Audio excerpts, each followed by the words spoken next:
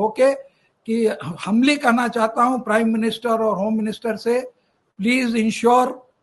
कि राहुल गांधी को की सिक्योरिटी में कोई कमी न रहे और उनके साथ कुछ भी हादसा नहीं हो, और अगर होगा तो देश आप ही को ब्लेम करेगा और किसी को नहीं करेगा, क्योंकि आपके हाथ में है कि आपको पूरी सिक्योरिटी उनको देना और उनको प्रोटेक्ट करना।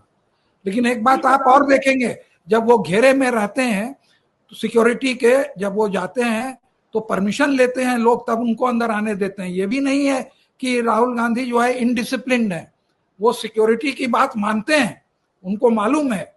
समझा ना। तो ये अगर उन पर ब्लेम लगाएंगे तो वो भी गलत होगा। लेकिन देखिए ये डिस्कशन बहुत जरूरी था, अच्छा हुआ, क्योंकि ये भी थोड़ा घबराएंगे ना कि लोग हमें देख रहे हैं।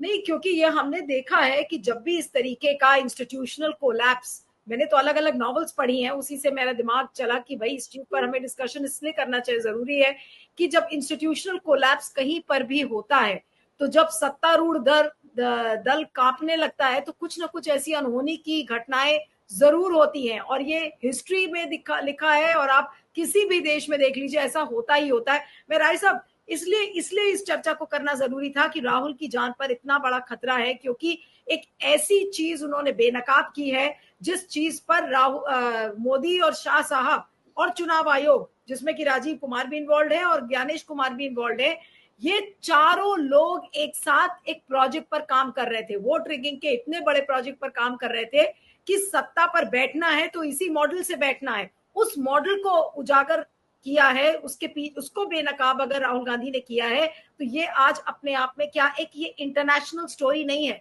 हम मोदी जी एक तरफ ये कहते हैं कि मदर ऑफ डेमोक्रेसी है, दूसरी तरफ वो खुद ही गद्दी पर बैठ के उस डेमोक्रेसी को लूटते हैं, और आज उस लूट को जब राहुल गांधी ने एक्सपोज किया है तो ये कितना बड़ा एक डेंजरस चीज है, और ये सबको समझना है कि राहुल गांधी की जान पर कितना बड़ा खतरा है इस समय। जी राय साहब।